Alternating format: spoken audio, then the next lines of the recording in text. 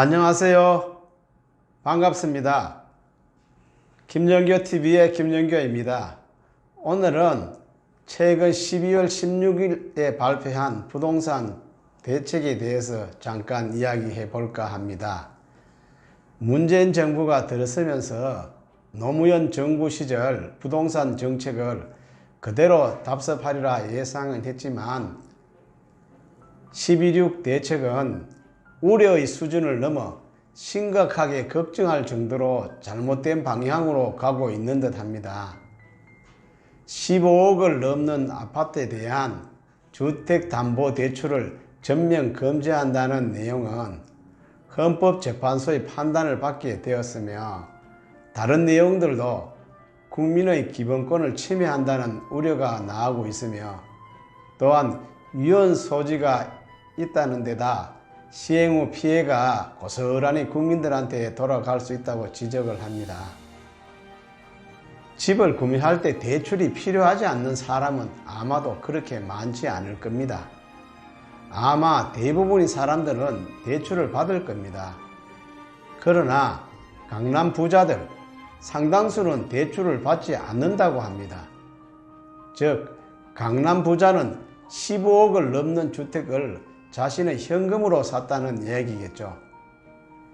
15억 이상 아파트 대출 금지 조치는 바꿔 이야기하면 15억 이상 아파트 현금 구매 능력이 안 되는 사람은 강남은 쳐다보지도 말라는 얘기며 15억 이상 아파트에 살고 싶은 중산층이나 서민들에게 너희들은 그 지역에 살만한 형편이 되지 못하니 너희들 분수에 맞게 좀 더 낮은 가격의 아파트를 대출 내서 살아라는 이야기와 똑같은 이야기입니다.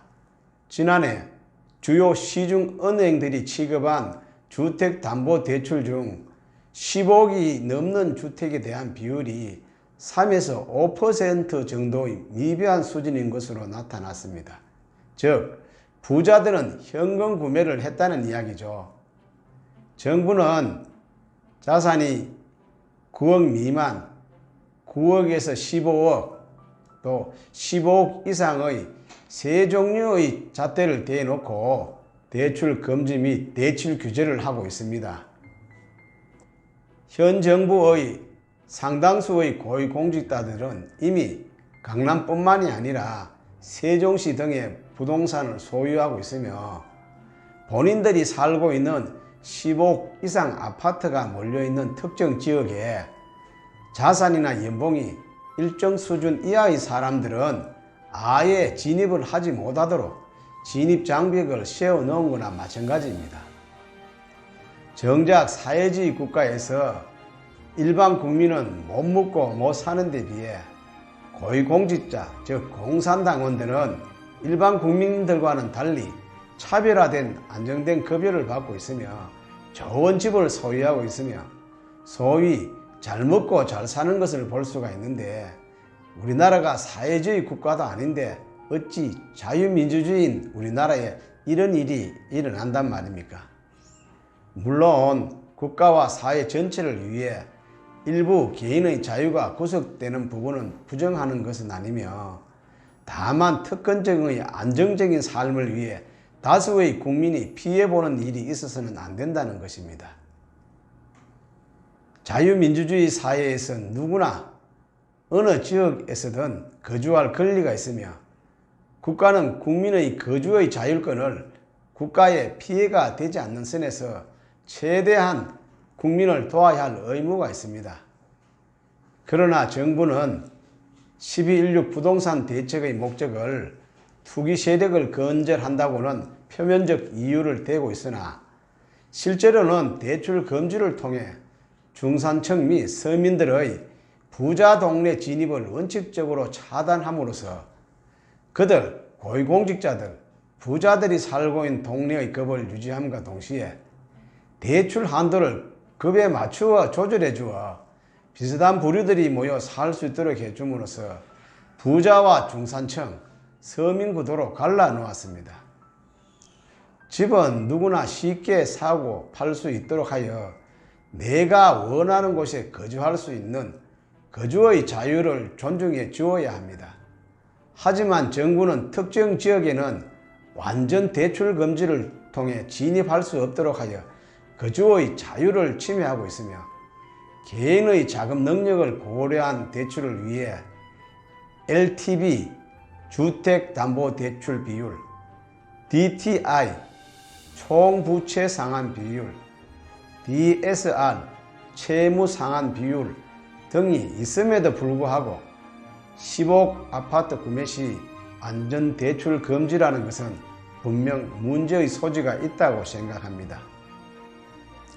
15억 이상 주택 21만 채는 대부분의 사람들은 진입이 불가하며 소위 강남 부자들 그들만의 리그가 되었으며 이번 대출 규제로 자금력이 부족한 중산층 일반 서민들은 강남 문턱을 넘어오지 못하게 되면서 강남 현금 부자들이 또다시 강남 부동산을 주워 담을 기회가 열린 것입니다. 하지만 정작 현금이 부족해 대출을 받아 집을 늘리려 하거나 입지가 좋은 곳으로 갈아타라 했던 실수요자나 중산층은 피해를 보게 된다는 것입니다. 15억 초과 주택에 대한 대출이 금지된 것뿐만 아니라 9억 초과 주택에서도 주택담보 인정 비율이 40%에서 20%로 축소되었기 때문입니다.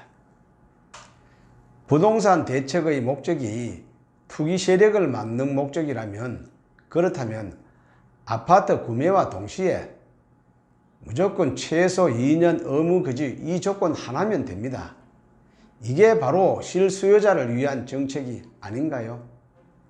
그리고 그들이 본인의 자금 상황에 맞게 저리로 대출을 받아 집을 구매하여 그 집에서 안정적으로 살 수 있도록 해주면 됩니다.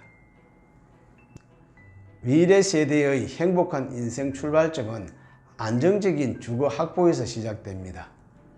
더 이상 국민들의 주택 애다붕을 방치하지 않을 긴 안목의 정책이 시행되기를 기원합니다. 중국의 역사가인 사마천은 사기에서 가장 좋은 정치는 백성의 마음을 따라서 다스리는 것이고 지도자가 해서는 안 될 최악의 정치는 백성들과 다투는 것이라 했습니다.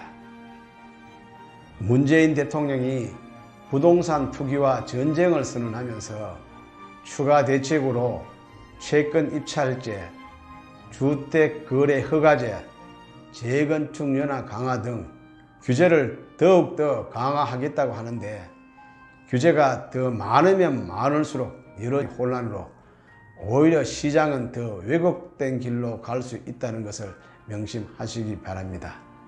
네, 오늘은 정부의 12.16 부동산 대출 규제에 대해서 살펴보았습니다. 건강하시고 행복하시기 바랍니다. 감사합니다.